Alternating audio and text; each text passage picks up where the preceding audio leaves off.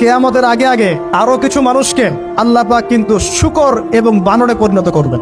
এই হাদিসটা কি জানেন? হাদিসটা শুনে রাখেন, এটা আখিরুজ জামান বা কিয়ামতের আলামত সংক্রান্ত হাদিসগুলোর মধ্যে পাবেন।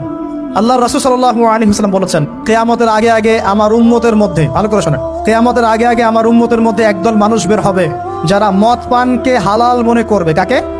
মদ পান করাকে হালাল মনে করবে। যারা বাদ্যযন্ত্র, গায়িকা, নায়িকা এগুলো নিয়ে নর্তকী নাচাবে রাতের বেলা, এগুলোকে হালাল মনে করবে। যারা অশ্লীলতা, বেহায়াপনাকে জায়েজ করে নিবে, ঠিক আছে, এরকম কয়েকটা পাপের কথা বলে নবীজি বলছেন একদিন সকালবেলা আল্লাহ পাক তাদেরকে ঘৃণিত বানরে পরিণত করবে। এটা হবে সামনে, কখন কিভাবে হবে আল্লাহ ভালো জানেন। এবার আমি কনসেপ্টে চলে আসি। এই যে পৃথিবীতে নেমে আসলাম, তাহলে আমরা কোত্থেকে আসছি ভাই? আমরা কি পৃথিবীর অধিবাসী ছিলাম? আমরা জান্নাতে ছিলাম, ওখান থেকে আল্লাহ পাক পাঠিয়েছে। এবার পৃথিবীতে এসে আদম আলাইহিস সালামের যুগে খুব একটা দুর্ঘটনা ঘটে নাই, একটা ঘটেছে। কয়টা? একটা। ভাই হাবিলের কোরবানি কবুল হয়, কাবিলের অন্তর্দাহ হয়, জ্বালা হয়। কেন হাবিলেরটা কবুল হবে, কাবিলের কেন হচ্ছে না? এই হিংসার বশবর্তী হয়ে কাবিল হাবিলকে হত্যা করে ফেল।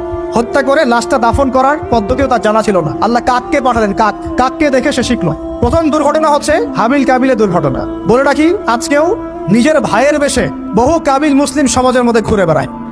নিজের ভাইয়ের লেবাসে, পোশাকে, সুরতেই বহু কাবিল এখনো কিন্তু মুসলিম সমাজে ঘুরে বেড়ায়। তো আমরা কাবিলদেরকে কাবিলের পরিণতি সম্পর্কে সচেতন করতে চাই। হাবিল বলেছিল, তুমি যদি আমাকে মারতে আসো, আমি তোমাকে মারার জন্য হাত বাড়াবো না। হাবিল জান্নাতে যাবে আর কাবিল জাহান্নামে যাবে। কেন কাবিল জাহান্নামে যাবে? নবীজি বলেছেন, পৃথিবীর প্রথম হত্যাকাণ্ড সংগঠিত করেছে কাবিল। এই কারণে পৃথিবীতে যত খুন হবে, সমস্ত খুনের পাপের একটা অংশ কাবিলের আমলনামায় যোগ করা হবে। বলে নাউজুবিল্লাহ। একটা কথা মনে রাখবেন, সদকায়ে জারিয়া যেমন আছে, গুনাহে জারিয়াও আছে। একটা মদের দোকান দিয়েছেন, যত মানুষ মদ খাচ্ছে, সমস্ত গোনার একটা অংশ আপনার কাঁধে আসছে। সিনেমা হল করেছেন, মানুষ সারাদিন নেকটা ছবি দেখে, নগ্ন ছবি দেখে, যত মানুষ এখানে পাপ করবে, সমস্ত পাপের একটা অংশ আপনার কাঁধে যাও। আবার একটা মাদ্রাসা করেছেন, যত মানুষ এখানে দ্বীনি ইলম শিখবে, এই নেকির একটা অংশ আপনি পাবেন ইনশাআল্লাহ। মরে গেলেও কবরে পাবেন ইনশাআল্লাহ। আল্লাহ পাক আমাদের সবাইকে সদকায়ে জারিয়া করার তৌফিক দেখ, গোনাহে জারিয়া থেকে বাঁচিয়ে রাখুন। খুব খেয়াল রাখবেন, আল্লাহ পাক আমাদের হেফাজত করুন বলি আমিন। এবার ওই যুগ শেষ, নূহ আলাইহিস সালামের যুগ। এই যুগে আল্লাহর একই সুন্নত, নূহ আলাইহিস সালাম 950 বছর দাওয়াত দিলেন, 40টা বা 80টা পরিবার ইসলাম কবুল করেছে, বাকিরা করে নাই। যারা করে নাই আল্লাহ পাক তাদেরকে ডুবিয়ে মারলেন, যারা করেছে আল্লাহ পাক উদ্ধার করলেন। সোজা কথা।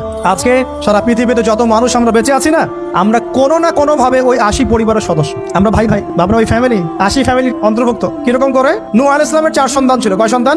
এক সন্তানের নাম হচ্ছে হাম। কি নাম? হাম। হাম ছিল একটু কালো বর্ণের। হামকে দিয়ে আফ্রিকার কন্টিনেন্টে যত মানুষ দেখছেন ব্ল্যাক স্কিনের, কালো স্কিন, এরা সবাই হামের বংশধর।